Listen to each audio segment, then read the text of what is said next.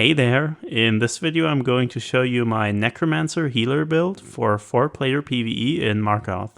So major vulnerability, Necromancer's most important asset, was nerfed massively, from 25% damage increase to only 10%.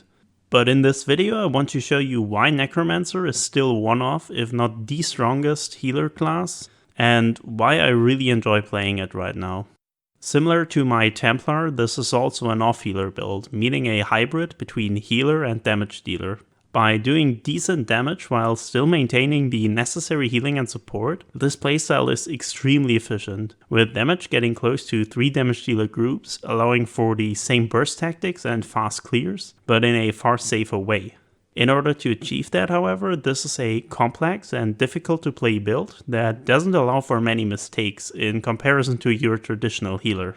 But before we get more into the build itself, let's quickly talk about the buff and debuff changes first. So with Markarth, the values on a lot of primarily named buffs and debuffs were reworked.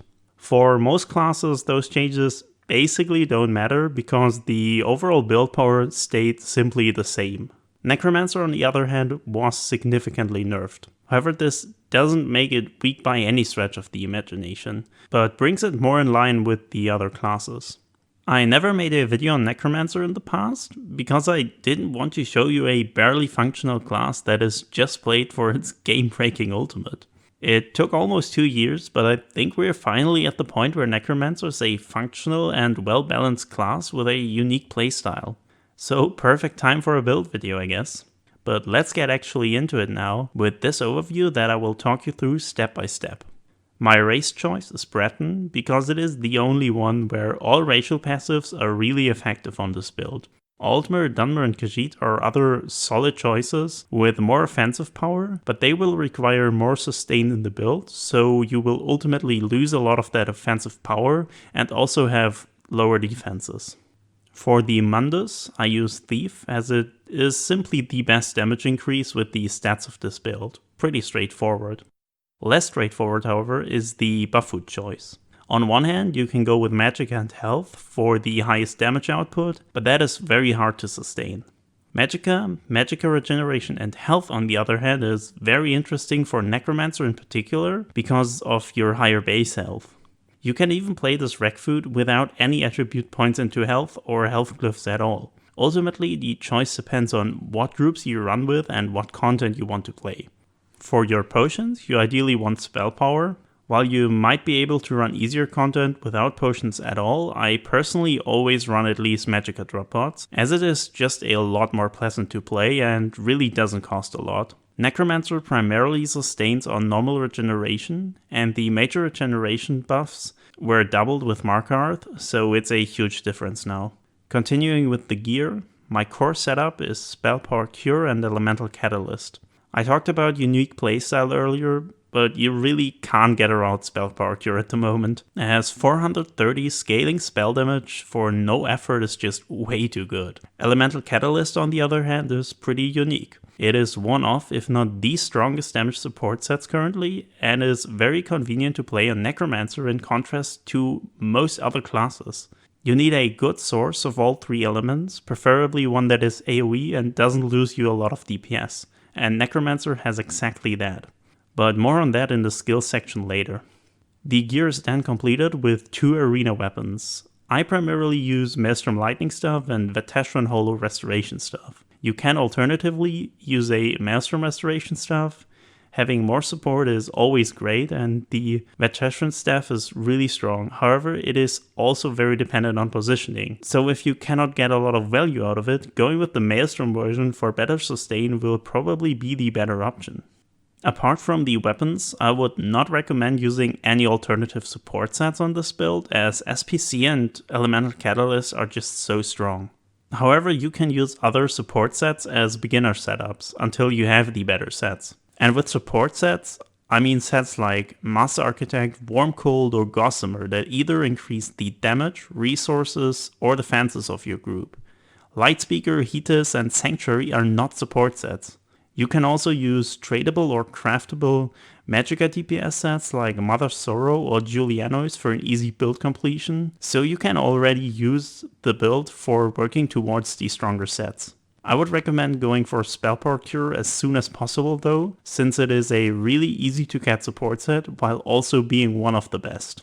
If you're unable to get the perfected arena weapons, you can simply use the normal versions. And if you cannot get those either for whatever reason, you could also just play willpower weapons or a monster set.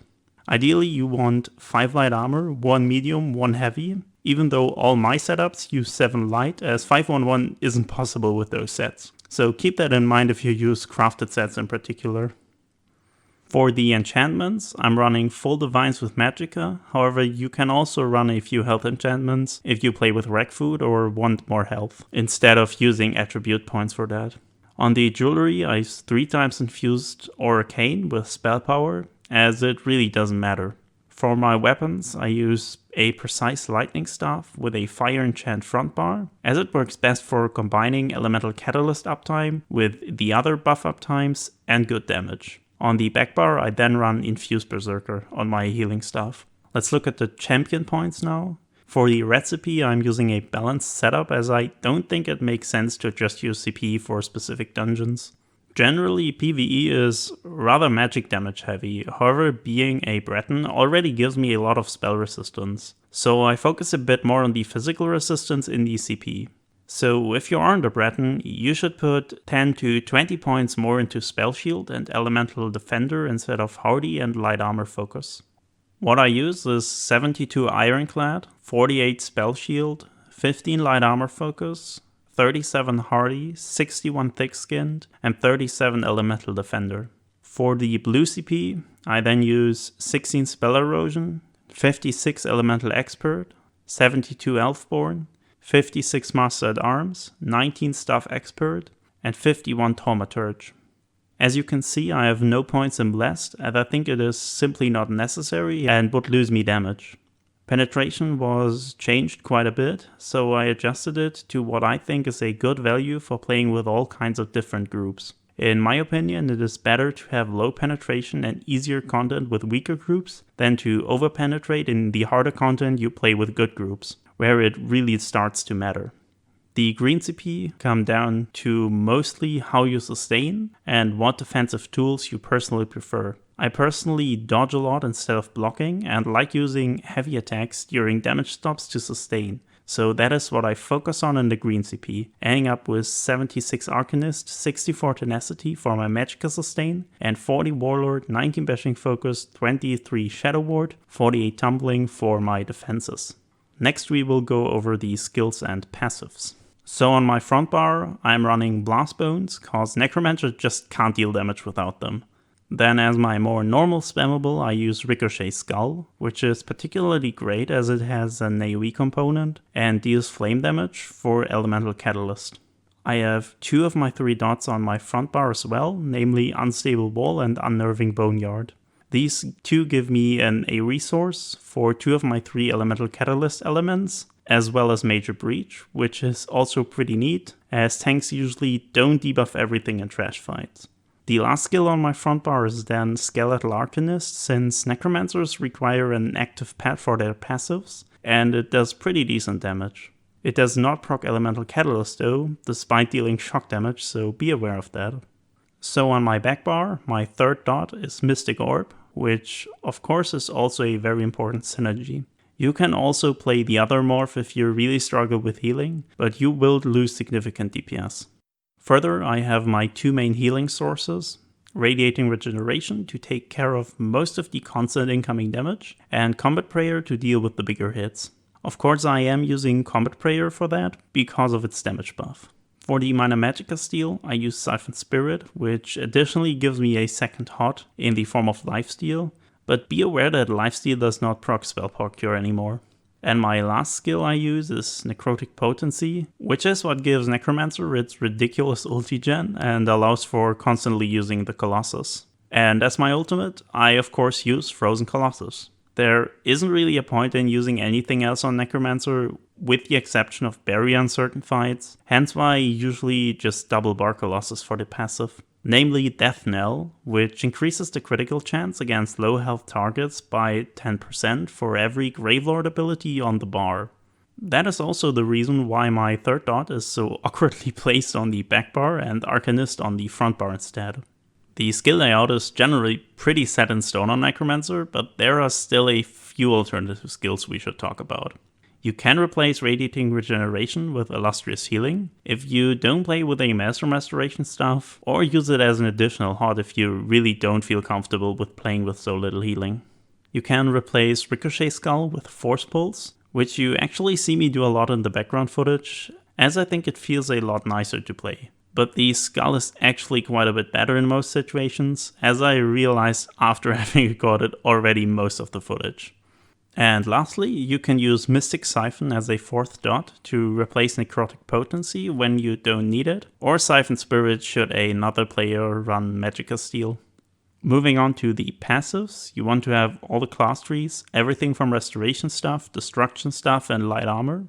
Banish the Wicked from Fighter's Guild, Magicka 8 from Alliance War if you use Barrier, both Undaunted passives, all racial passives, and from crafting, medicinal use from Alchemy, as well as Gourmand and Connoisseur from Provisioning. Before we look into the rotation, I will show you some damage numbers for reference. With my off-healer builds, I always do two different dummy tests, one testing just my personal damage potential without any healing and support, and a second one with full healing and support.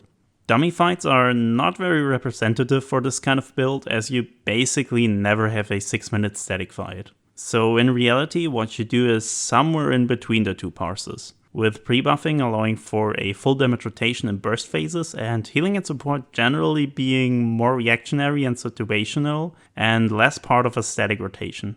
Anyways, my DPS with the damage only rotation is 57k, and with full healing and support it is then 50k. Both parses being made on the trial dummy with Ghastly Eyeball. I'm quite happy with those numbers, and I think it does a great job of showing how high Necromancer's damage potential can be, but also how quickly it drops under less ideal circumstances. So in the ideal Necromancer rotation, every third skill is Blast Bones. Playing as close to this rhythm as possible, while still managing good uptimes on everything else, is very important for dealing high damage. When playing completely static, this is pretty easy to do.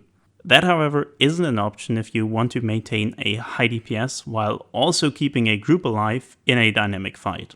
So you need to learn how to manage a Blastbone rotation dynamically. Ultimately, it comes down to just practicing, but there are still a few tips I can give you. Having multiple skills require a recast at the same time logically leads to a conflict that loses you damage. This problem is especially prominent on Necromancer because of how often you recast Blast Bones. In order to avoid this issue, I always think of my rotation in 3-second segments, so 1 Blast Bones duration.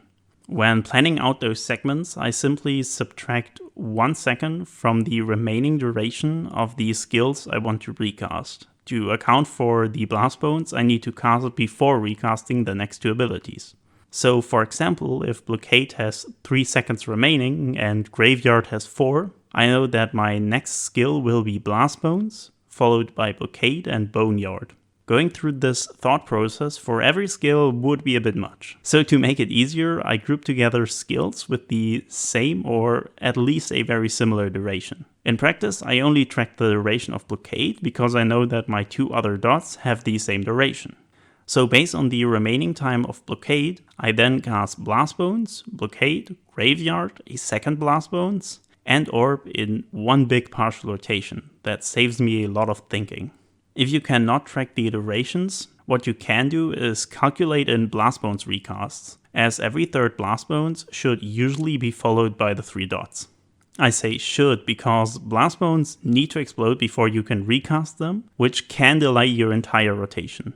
In order to avoid that, you should always try to stay close to the target and don't target things that might die before your Blast Bones hit them, or teleport away. Okay, so now for the remaining skills. Combat Prayer is a bit tricky, as it really doesn't line up with anything. So you just have to accept that there will be some downtime. But it's not a big deal. If you want to recast it based on time, just recast it with your 3 dots, otherwise use it reactionary to heal incoming damage. and place a recast here and there in your rotation to not ruin the uptime too much, but don't massively overcast it. Radiating Regeneration behaves similar to Combat Prayer, and you only really need to keep it up when you need it for spell power cure or incoming damage. But in order to be efficient with it, you need to pay attention to which target it hits, as it only hits 3 of the 4 group members, and you might need to double cast it depending on who it hits and who you actually want to hit. Siphon Spirit and Skeletal Arcanist, you basically just recast whenever they run out, unless the remaining fight is so short that it just isn't worth it. But they are both pretty long duration and really easy to track even without add-ons. Just don't prioritize them over Blast Bones or recasting your dots. I hope these explanations were at least somewhat comprehensible. It is sometimes pretty hard for me to explain what I'm doing, as I usually don't think about it when playing. But I guess that's just what happens with a lot of playtime. Or as a wise man once said, it just works. For the last part of this video, I want to talk about important things when playing this build in dungeons and arenas. The first thing is positioning. I think something a lot of players are not aware of is that Necromancer is effectively a melee class because of Blast Bones. If you stand too far away, they need to run to the target before exploding, delaying your rotation and losing you DPS. So with this build, you want to play in melee range as much as possible. In theory, this shouldn't be an issue, as every damage dealer should be playing melee anyway, unless mechanics prevent that. In reality, many damage dealers have a habit of standing, or more so running and jumping, all over the place. There are 3 ways to deal with that. Number 1, you try to communicate. Number 2, you can stand at the side of or in front of the target, so the damage dealers are somewhere on the other side, more or less in front of you. And number 3, if nothing else helps, just leave them to their fate and deal damage. The second point is situational awareness. This build has everything that is needed to heal effectively in a 4-player environment. However, nothing more than that, so no comfort or safety skills. That is why you need to be aware of what's going on around you so you can react quickly and precisely. A lot of that comes down to experience, knowing the mechanics, and also knowing how other players behave. But it also means paying attention to your positioning, your resources, and so on. And well, that's it for this video. As always, feel free to ask me anything in the comments or leave me feedback. I hope you will have fun and success playing my build, and thank you for watching.